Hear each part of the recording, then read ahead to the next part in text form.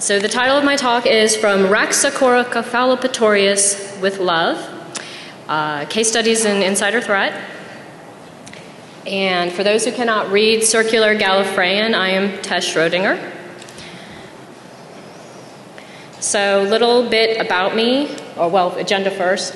Going to go over just kind of an introduction of myself, and then, I can't see my slides. A little bit of history, some definitions. I'd like to get to some current research if possible, if I have time. Got to kind of cut this down and make it short so I can't be very funny. And then just for those who don't know, I won the art contest this year. So thanks for voting for me if you voted.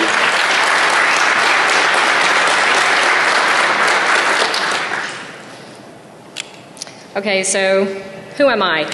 I've got about 20 years of law enforcement, investigation, industrial security experience.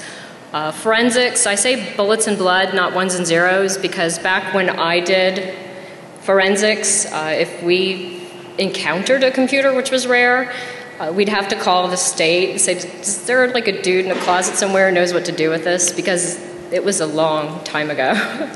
I have a BA in sociology, a master's in security management, and I just completed my grad cert in cybersecurity technology. I've only been doing the cyber part for a couple years. My two mentors will attest to the fact that 4 years ago, the most complicated thing I could do was put my out of office on. And now I'm very proud to say that I can write snort rules. So I've come a long way. But today I want to kind of stay not technical for you guys. One of the things I noticed over the last couple years hearing people talk is the whole insider threat phenomena. They act kind of like it's this new thing. Like, oh no, suddenly we have to worry about this. And if you know your history, that's really not the case. Insider threat has been an issue since before the beginning of time, if you're counting at zero. Those are familiar with Judas Iscariot. Back in with Jesus, he's famous for selling him out for 30 pieces of silver to the Romans. And of course you have Guy Fawkes. Those who've seen V for Vendetta are probably familiar with The Mask, but not a lot of people, at least the ones that I've run into that are kind of into the whole trendy thing with The Mask, realize that it's taken from Guy Fawkes, which was actually the 1605 gunpowder plot to assassinate King James I of England. And they had packed the House of Lords with gunpowder in the basement, and they were just going to blow it to high hell. And he was kind of caught guarding everything, so he's the guy who went down with it. And that's actually where that mask comes from. He kind of stands for the whole anti-establishment type thing. 480 BC, quite a long time ago. Battle of Thermopylae, anyone familiar with that? You had Ephialtes of Trachis, and he was the guy that pretty much sold his country out. The Greeks had set up position at this particular place because of how the cliffs were formed. It was kind of got them down into a narrow line. They were going to be a little bit easier to tackle as they were coming through single file. And Ephialtes decided that, you know, he'd make a little cash off this.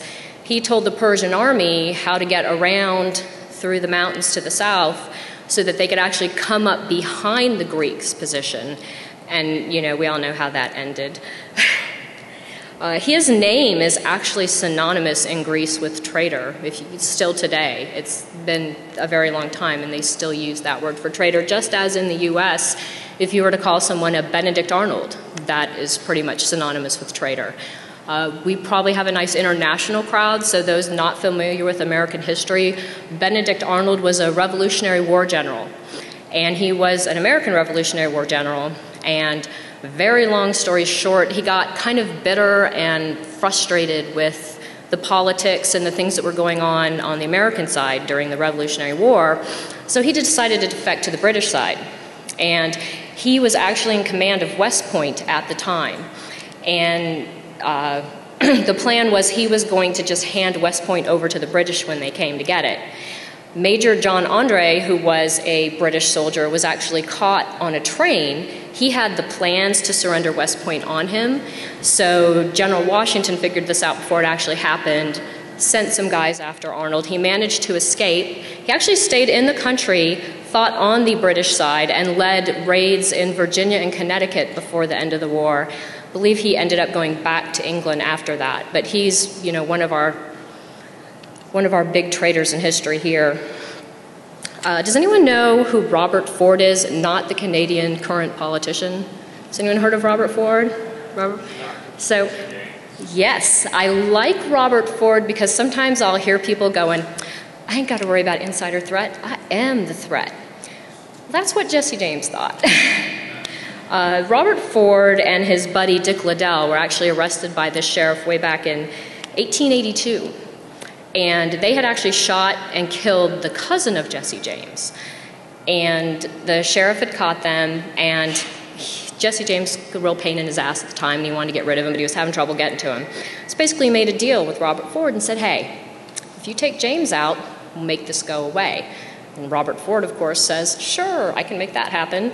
So Robert Ford's brother, I think it was Charlie, actually worked with James and was on his gang and team and did jobs with him. So he told Charlie what was going on. You got to help me out, bro. Charlie goes back to Jesse and says, hey, my little brother wants to come hang with us and, you know, do some work. And James is like, sure, yeah, okay. And unfortunately, it did not end well. After breakfast in a boarding house one morning, when they went upstairs to pack to go hit the next job, Robert Ford put a hole in Jesse James's 10 ring. Game over. Took him out. Insider threat, right? And then finally, I can't imagine nobody knows the story of Julius Caesar and how he was betrayed by his friend Brutus. Those who are not familiar with the story, Caesar was a Roman general and politician who actually had risen up through the ranks pretty high, kind of gotten the point he was dictator for life. This didn't sit really well with a lot of the senators because if you have a dictator for life, you really don't need a Senate. So they kind of were a little worried about their jobs, and in theory, they were worried about the democracy. I'm pretty sure they were more worried about their jobs. And they kind of got a conspiracy together to take Caesar out, and they tried to convince Brutus to join him, but Brutus was his friend, and he was a trusted confidant. He was a member of his inner circle. He had been made governor of Gaul by Caesar. You know, by all accounts, he was very, very tight and close to Caesar. But Caesar was being a pretty big douche, and so the conspirators finally convinced him to join him. And they staged a gladiatorial event, invited Caesar. He showed up. They surrounded him. The stabbing began. Historical accounts say that Caesar did try to fight back and crawl away, but once he saw that his friend Brutus was one of the people that had turned against him, he just gave up. Interesting trivia that I learned while I was doing my research, apparently the whole et tu, Brute, if you were forced to sit through Shakespeare in school, that is a Shakespearean invention. There's no actual evidence he ever said that. So win your next trivia game with that one. Or Hacker Jeopardy.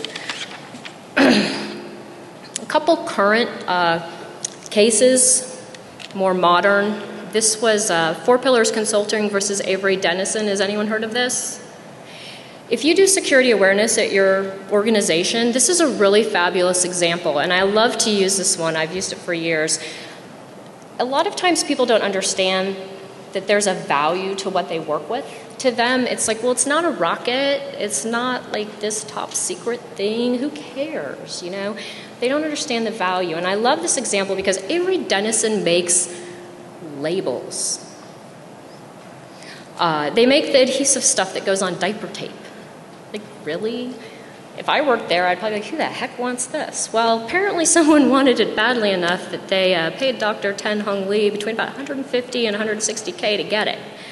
And he, over, I think, about a period of 8 years, siphoned this R&D and all these formulas and everything out to them. And he was, you know, eventually caught and everyone was charged. But I think this is a really good example because, you know, people are willing to pay that much money for that type of thing. Imagine what you work with and how much someone might be willing to pay for that. And this is, again, a great example to use with your staff when you're trying to show value to them, or at least maybe make them think a little differently about how valuable what they're working on is. And then we have Mr. Quentin Tarantino. Is anyone familiar with what happened earlier this year with him? Yes, he had a script that he wanted to do, and he showed it to 6 people. 6. And he said, don't show this to anyone. So of course it's on the internet like 2 days later. He was absolutely furious and just ballistic about this whole thing. He's got attorneys. He's demanding to know which one of these 6 people leaked it. And I believe last I heard, he'd shelved the script. He's like, I'm never making this movie. You've betrayed me. And he's still trying to figure out which of the people that he trusted betrayed him. And again, this isn't a high-tech or a DOD thing. This is a frickin' movie script. But again, he was betrayed by someone he trusted. So a couple quick definitions of industrial espionage versus economic espionage. I like to give the difference because when you get further into the studies, it's just interesting to see how charges are done and things like that. Industrial espionage is essentially when 2 competitors go at each other, or 2 competitors, or like corporate adversary type things. In economic espionage is when you get into like foreign governments or nations, which could be through the guise of companies, and that's where the law gets all squirrely and people who make way more money than I do deal with that kind of stuff. Now these, as I was doing my research, I noticed that a lot of words were used kind of interchangeably, and I kind of was asking around like, are there hard definitions for any of these? Pardon me, it's really dry. These are my definitions. Do not, like, if you use these on an exam and the teacher fails you, I take no responsibility. These are just my definitions, and I think they're pretty sound.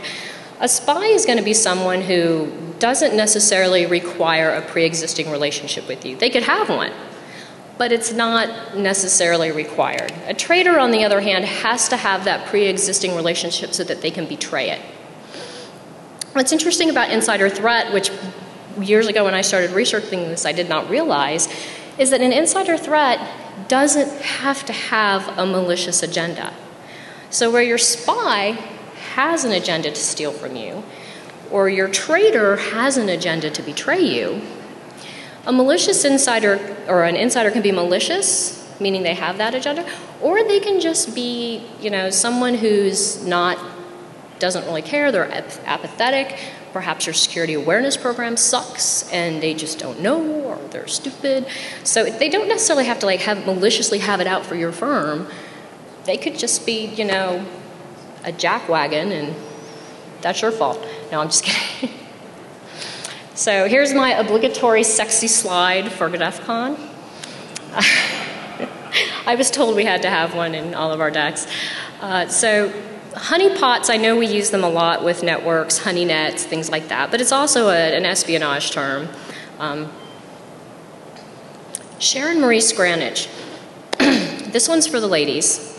And I say that because over the years when I've been briefed, countless times, what I found really interesting is that at some point, whether it's a man giving the brief or a woman giving the brief, inevitably there is a point where they say, okay guys, if you're not sexy at home in the bar down the street, you are not sexy 300 miles away from home at the conference, okay? So after a couple years of this, I finally asked one of the guys I work with, and I said, you know, I'm not sure if I should be incredibly flattered that you think that women, you know, we have our shit so much together, or we would like never fall for boys and their devil penis magic, you know, or should I be like insulted that you don't think we have anything of value to come after, or like maybe we're just not worth bothering to tell? And I kind of feel like that was the case with Sharon Scranage. A little background, this occurred in Ghana in the 80s. And a little history, the only thing really important you need to remember from this slide is the name of the man in the coup. So Ghana essentially was part of the British Gold Coast. They broke free, decided to become their own country. Inevitably, they were fighting about who got to be in charge. You know how that always happens. This dude, Jerry John Rawlings, stepped up and said, I'm in charge, no more constitution, no political parties, that's the way it's going to be. His name's important, remember that as we go forward. So, Sharon Marie Scranage was a CIA employee, about 7 years. She was an operations support assistant, so I think that's a fancy way to say secretary. By all accounts, she was a good girl. She wasn't a bad person. You know, she was honor student, high school cheerleader. She went to church religiously. She sang in the choir. She's a good girl, they say. So what happened to her? Well, a gentleman named Michael Sessutos happened to her, and he happens to be, this is where the other name comes in, the nephew of the man who ran the coup. So he was assigned to seduce Sharon when she was stationed in Ghana as the operations assistant to the station and get as much information as he could out of her. Now, the goal was to take that information, he passed it to the chief of intelligence for Ghana, Kojo Tsikata, and he in turn passed it along to the KGB, to Soviet bloc, Cuba, Libya, East Germany, pretty much anyone who wanted it, he shared. Why did he do this? Well, at the time, Ghana was pursuing a pretty capitalistic economic policy, but their foreign policy was pretty left-leaning, and they were really trying to cozy up to like Castro in Cuba and Daniel Ortega in Nicaragua. So having this kind of information kind of helped them get in with some of the people they wanted to get in with. So, how was she caught? She was caught when an inspection team came to the station, and she invited some folks over for dinner at her house to be polite, and apparently one of them saw a photograph of Mr. Sessutos taped to her nightstand. I guess she had to pass her bedroom or something to get to the bathroom. And apparently in the photograph he was not wearing any clothes, and he had his bedsheet draped strategically. It was a very sexy picture, and it was kind of pretty obvious what was going on. And he's like, look, Sharon, you need to stop this. Sharon's like, okay, I'll stop, which she didn't. So the inspection guy who had dinner there went back to the chief of station and told him what was going on. They were very concerned. They drew up a report. They sent it into what's called SAD, Special Activities Division with CIA. I don't know if that's what it's called currently because this was back in the 80s, but they were basically the division that looked into agents' relationships with foreign nationals if they had them. So SAD looked into this and said, we're not really worried. A lot of our folks in foreign countries that are stationed there date foreign nationals regularly. We're not seeing any real big red flags, and by most accounts, no one felt that there was a real big concern at the time. They denied the request to bring her home and poly her immediately, and they said, you know, she's almost done there. She's on her way back. She's going to get reposted to Calcutta. We'll just do her poly when she's back on leave, and it'll be fine.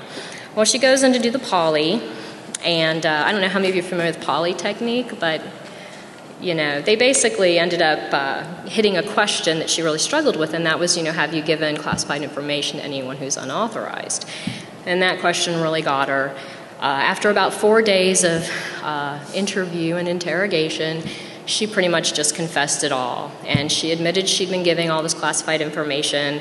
I believe it included like names of folks that the United States thought were potential KGB double agents, plans for a coup against the current Ghanaian government by dissidents, comm data, stuff on military equipment that like Libya and other countries wanted from us. She was like sending all this out, and she was sending out a lot of the names of the people that were helping the CIA. She confessed all this. She ended up pleading guilty to 3 of 18 charges, mostly because she felt bad, but she also agreed to help catch Sessutos. So he had come back over to the U.S. This actually happened in Springfield, Virginia. She got him to agree to meet her at a hotel, and they think the reason he did this was because they had planned to continue to use her as a source once she got to Calcutta, because as a whole new office, they'd have access to the data there. But they arrested him instead. He pleaded no contest to 2 counts of espionage. They sentenced him to 20 years in prison, but then they actually decided to let him go in exchange for all the Ghanaians that had been implicated when she released all that information to them. They'd all been rounded up and arrested, and they believe one person was actually killed for his involvement. So I believe a 94 US News and World Report said it cost about 13 million US dollars to bring all those Ghanaians that were affected back over to the US and resettle them and get them new lives. And they exchanged him for that. Included among them were there was a guy with the Post and Telegraph who had given the CIA the keys to the manhole covers so that they could get down in there and get into the cables and stuff. And there was the chief of police had been placing wiretaps in high up places. So those were some of the guys that they brought back over here. Let's see. So why? Well, supposedly she was married before she did her CIA career and went over to Ghana, and by all accounts her husband had been pretty abusive and not very kind to her. And so she had just gotten out of a pretty bad marriage. And now you have to picture yourself, you're a black woman in the 1980s in a predominantly white male CIA station. I'm pretty sure they weren't inviting her to play tennis after work. So you've got this woman who's left a terrible relationship. She's very vulnerable. Now she's in a foreign country, thousands of miles from home and family and a support system, probably not with the most supportive working environment that could be given. And along comes this man who just is like, hey, baby, how you doing? And, it's really easy to see how in her vulnerable position, she absolutely could have fallen for all of that. Now, she claims that in the beginning, he basically just asked for the information, but then she was kind of hesitant, so he threatened to break up with her, so she went ahead and got it. But then once he had that spigot open, he stopped being nice, and he pretty much was threatening her with a gun, threatening to kill her office workers or herself, and he was threatening violence. I think that was probably one of the reasons why she agreed to go ahead and help get him arrested. But I like to share that story because, we talk about the guys all the time and the hot girls, but I think if you're a security person and you have anyone at your environment in a vulnerable position that could leave them open to compromise or being manipulated or being used like this, you need to be aware of that, and you need to be, think of how you're going to handle that and how you can mitigate that problem as an organization to not only support a staff member, but, to prevent damage to your organization at the same time. A little summary there. The big red flag one was that this was the fact that she promised to cut the relationship off and refused. The Intelligence Identities Act was a big player in this, and then this is also a huge one because the polygraph played such a key role in her confession and from them discovering this was actually going on. Because remember, they didn't really suspect her. It was the poly that caught it. This is another one. I'm going to do this one a little different. I'm going to tell you a little bit about this guy first, and I'm assuming most of you are security professionals, but if you're not, just pretend you are. And I actually did this with my daughter. I'm like, tell me when something just doesn't sound right, okay? So you're at work one day, and you're at this big facility, and it's pretty sensitive stuff. It's not Target or 7-Eleven. You got some pretty sensitive stuff that a lot of people want to get at and have been trying to get at for years, and you're in charge of protecting it. And whoa, here we go. We've got a delegation of foreign scientists show up, unannounced for some meeting that's not been planned that you're aware of. Ding! Okay. Wait. Then one of your staff members saunters through the lobby and goes, oh, hey, how are you guys doing? Oh, and he's apparently really good friends with one of these scientists. Okay, look at this a little closer. Call in the people that do the forensic testing, and they say, did you know that this dude's been all that sensitive data you got on this network over here that's not supposed to leave this network over here? He's backing up copies to tape. Did you know this? Shit. Okay. So you go, you know what? Not going to jump to conclusions, not going to be a jerk about it, but I think you don't need to be on this project for a little while until we get this sorted out. So you take him off the project. Take his badge away. Take his access away. No more network for you, right? And so you're trying to get this all sorted out, and you got him over here, you think you got him all. He goes behind your back over to another division to his buddy and goes, hey dude, can I borrow your computer? And he goes and gets all the shit you took away from him, and he takes it again. Dinging yet? Red flag. And then Coincidentally, about 8 years ago, you find out that he was actually questioned by federal investigators because he was caught on a wiretap with another dude that just got busted for economic espionage. Spidey senses tingling yet? So he was this gentleman, Mr. Wenho Lee. Okay, so what he did was he worked for Los Alamos National Lab, and his job was to create simulations of nuclear explosions. They studied these simulations to improve the safety and reliability of the US arsenal. So in March '99, he was actually fired from Los Alamos for failure to maintain classified information securely. So the same exact day, not sure if they ever pinned down exactly who gave the information to the New York Times, but they ran this huge sensationalist story just all over the place. In December of '99, a federal grand jury actually indicted him for stealing US nuclear arsenal secrets and giving them to the People's Republic of China. And then in September of 2000, a judge said, all right, but if this goes to trial, everything on the tapes needs to be disclosed. So Louis Freeh and Janet Reno went, shit. Oh. So they said, okay, we got to plea the guy out.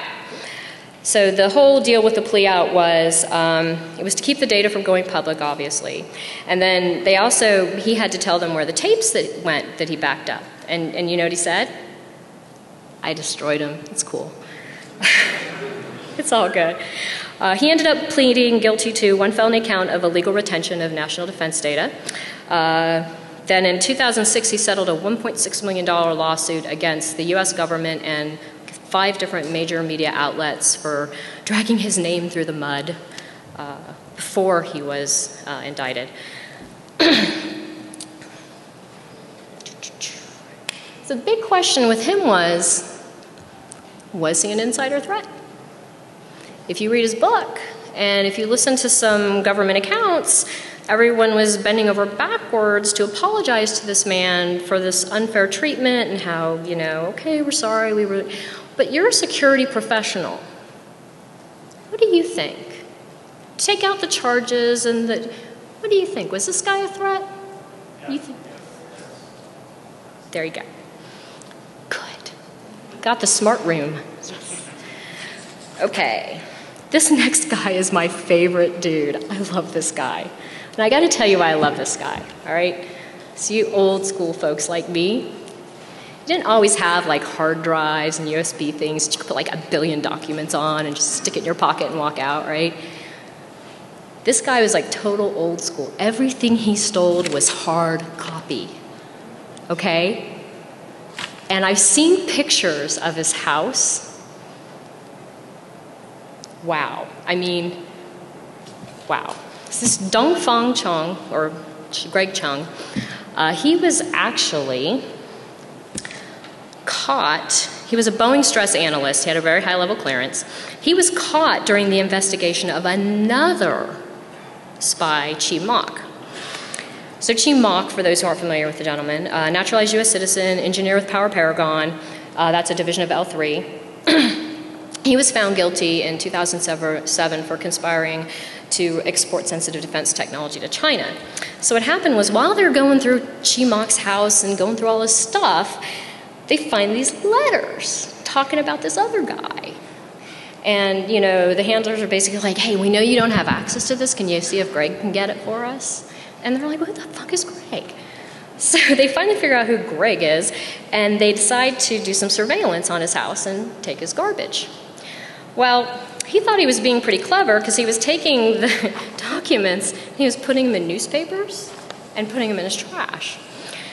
So there were 5 searches of his trash between August and September of 2006. In every single one, they found design drawings, diagrams, technical data, project management data, engineering modification reports, stuff for the space shuttle. I mean, it's all in his garbage, because I think he had kind of had a feeling they might be looking at him because his buddy Chi was in trouble.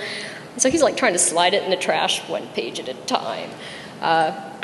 So once they found all this, they're like, we need to take a closer look at this guy, which they did. So I'm going to tell you, as an investigator, the one thing I'd love if you could do, like Mr. Chung, is can you keep a journal of everything you do? because it makes it so much easier for me. You know, it's like you just write my report for me, and that's just such a... He kept a journal, literally documenting everything. There's really no way he could say, no, there was just no way. But the journal was really interesting because it gave a lot of insight into what he did and why he did it. A big part of it was the Four Modernizations project with China. For those aren't familiar with that, it was more back in the 70s. It was that China kind of is like, you know, we need this technology, we need to be competitive on the market, we need to be economically a superpower, and if we can't come up with the stuff or buy it, we're going to steal it. And that was basically, he wanted to help his homeland, so he actually like got a big bunch of stuff together and just sent it to a university guy in China, and he was like, thank you, could you get us some more? And he's like, yeah, sure, got you covered. So eventually, 300,000 pages of documents were found in his house. Project 863 is kind of the newer version of the Four Modernizations. Google it if you want to know more. So this is a picture of the outside of his house. Like I said, I've seen video of the inside of this dude's house. There was not a surface area that wasn't covered with stacks of paper. And he had a crawl space that was like those big metal shelves, just freaking stacked. I was like, holy crap, how did he get all that out? I mean, it's just amazing. You just got to respect the guy for being able to, you know, he didn't have a little stick.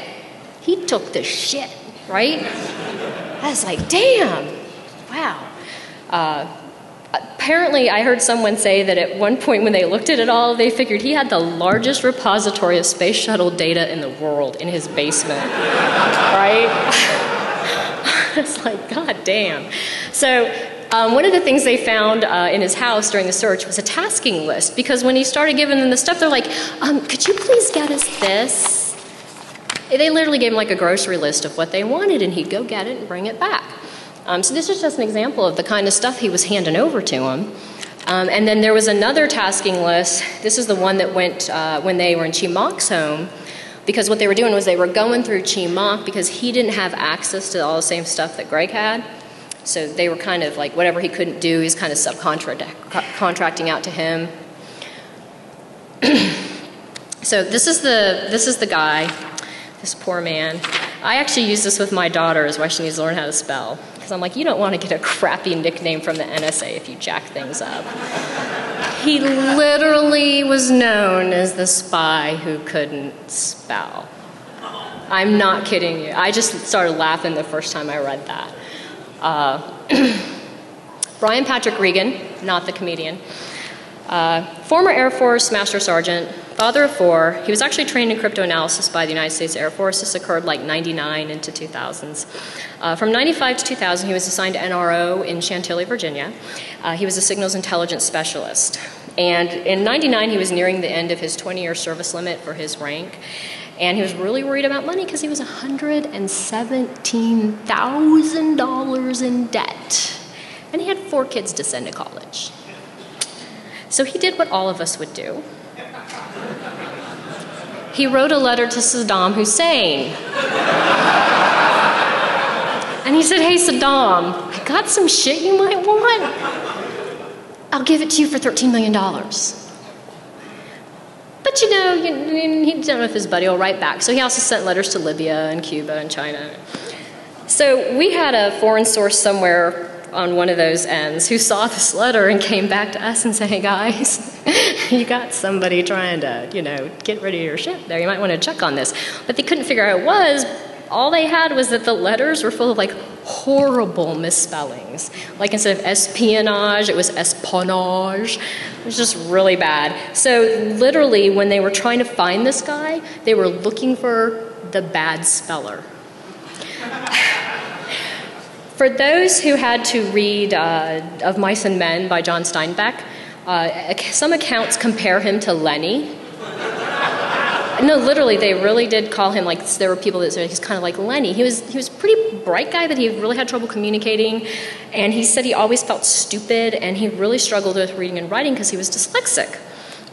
So in 2001, the FBI arrested him at Dulles Airport on board a plane getting ready to go to Zurich.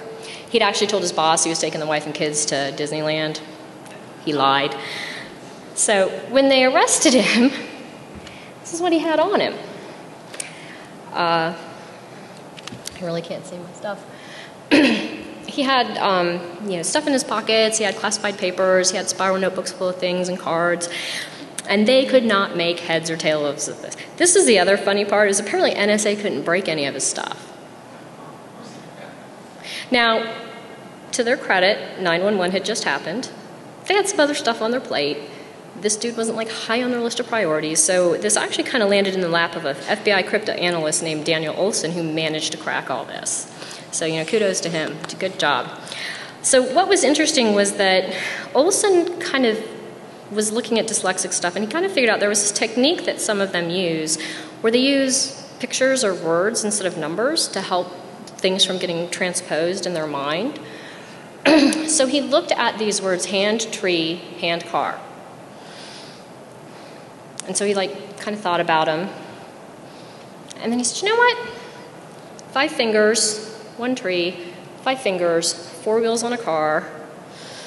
Since it was found near his Ameritrade account number in his wallet, he gave it a try, and it worked. It was a PIN code for his Ameritrade account. We got it. So then they took this theory and they kind of applied it to all the other stuff they found that was in this category of, the words, because there was like a long list of words. And they actually figured out that we don't have all the full site number, but the first 3 digits were Chinese missile sites. And so they actually were able to go, okay, now we know what he's doing here. So the next, let's see, in his wallet there was a paper with a string of numbers. That turned out to be a Caesar cipher, and apparently he was really inspired by the movie Manhunter with Hannibal Lecter and the Tooth Fairy serial killer guy. So he used the book code to do this Caesar cipher thing, and it turned out to be addresses of Swiss banks so that he could, put all the money his buddy Saddam was going to give him, over there in Switzerland.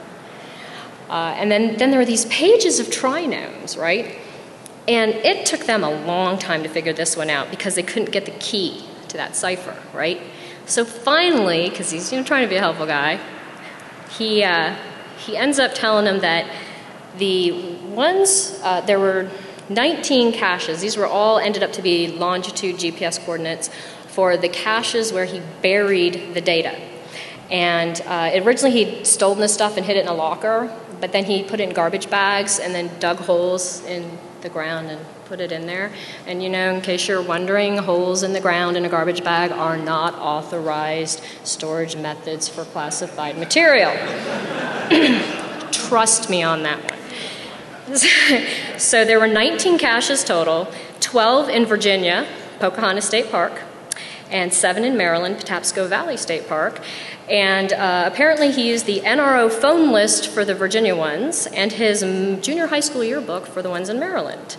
But then he told the guys they could also drive north on 95, exit 12A, walk up the ramp, dig up the toothbrush container he buried by the fence, and it had everything in plain text because he was a little worried he might lose his papers or forget. So he wanted a backup, which was buried in a toothbrush container on an exit ramp on 95.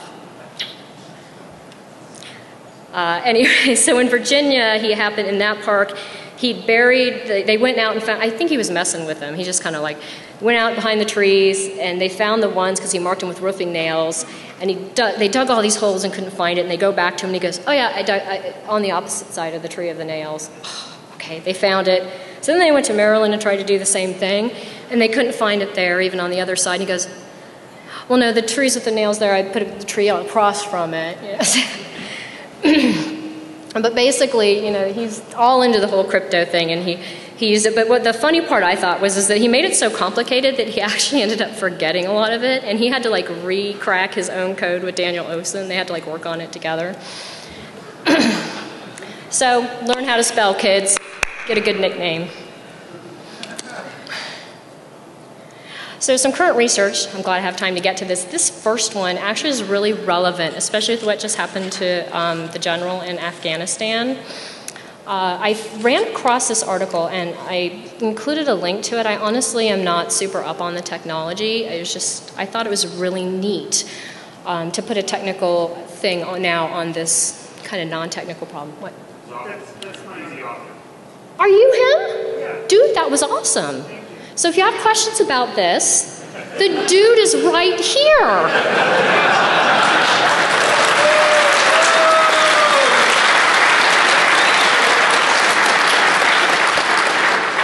So in a nutshell, helmet, blood flow, tests, algorithm, they say, you know.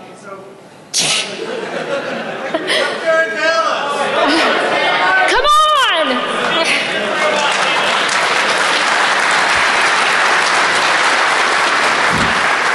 I planned this.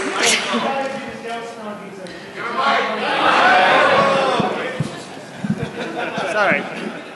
Yeah, that totally makes more sense, right? Yeah, oh, wow, look at that. That's crazy. This is like really modern shit. Okay, so the guy, he was a counterintelligence agent. His name was Daryl Smell.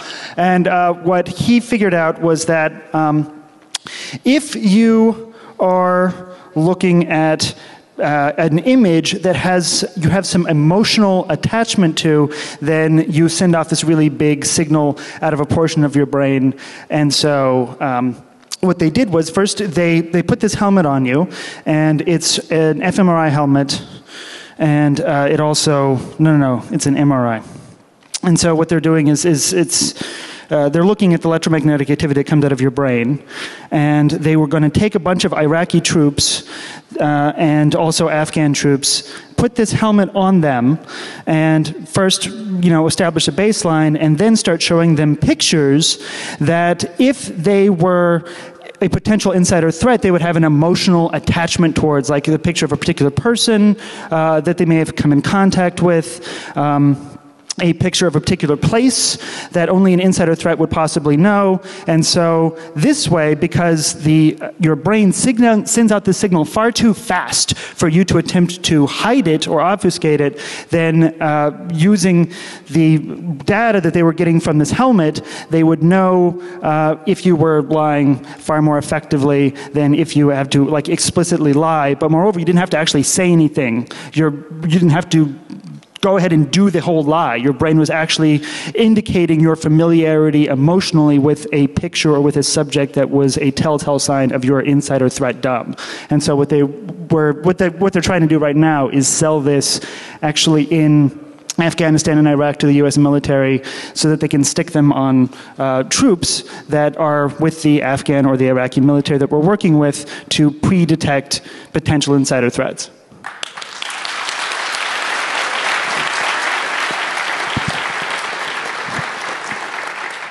Thank you. There's a link to his article at the bottom of the slide, so you can probably link on that and get his contact information, or mob him after this. I'm sure he doesn't mind. This one's really neat. This is plagiarism algorithm detection. So I'm so old that when I wrote my papers at college the first time, I did them in longhand, right? You got extra credit if you typed your paper. So what this is really neat is I just recently finished master's graduate work, and everything I did, I had to do this turn it in thing. Has anyone done this? Yeah, so this is kind of cool. It takes your paper and it runs it past everything on the planet apparently, and in 2 seconds it can shoot you out this report, and it kind of gives you a familiarity thing. So you have to turn the report in with your paper to your professor to show that you haven't basically copied the whole thing and plagiarized it. It's really kind of neat, I thought.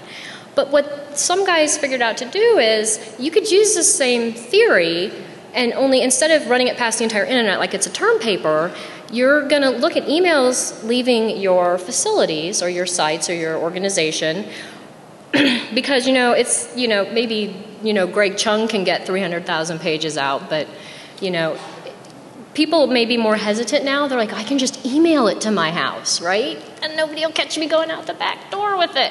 So what this does is it takes all the emails, puts them through a filter, and it does the same type of algorithm. You can set a threshold for your intellectual property to look at every single email. And if anything hits a certain threshold where you're like, well, wait a minute, we don't need all that leaving, you can either set it to alert, but let it go, just so you know and you can look into it. Or if there's like a lot, a certain other threshold, it can go, whoa, no, that's not going anywhere. And it'll still alert you, but you can actually stop the email before it even leaves.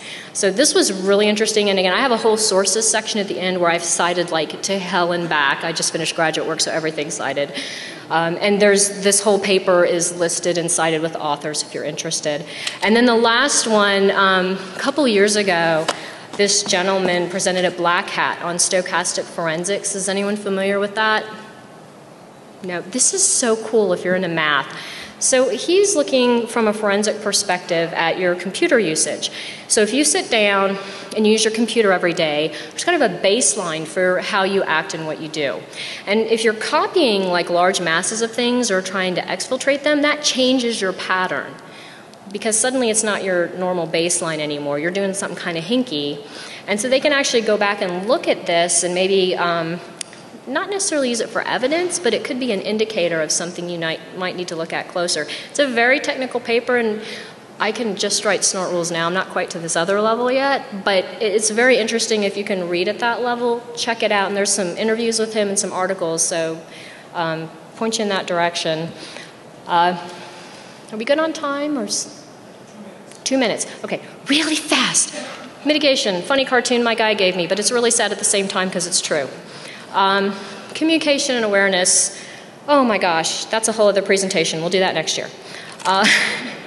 These are some of the organizational factors they found that are really the biggest contributors to whether or not you have more potential threat. The ease of which people can get stuff out of your organization, how you handle disciplinary things. Do you actually have consequences for bad behavior, or do you just kind of ignore it or blow it off? And then what can we do? The big thing is support your security people. Support the job they're trying to do, not just with attaboys, but money if they need it.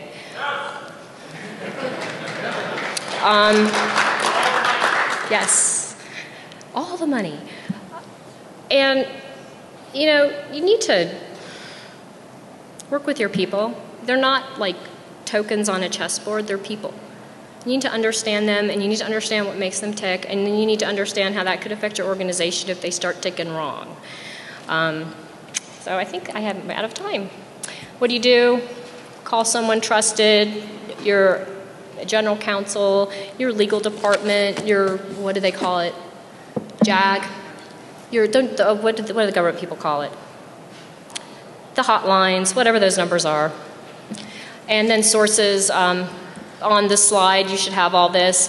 I give you pretty much everything I researched. So anyway, thank you.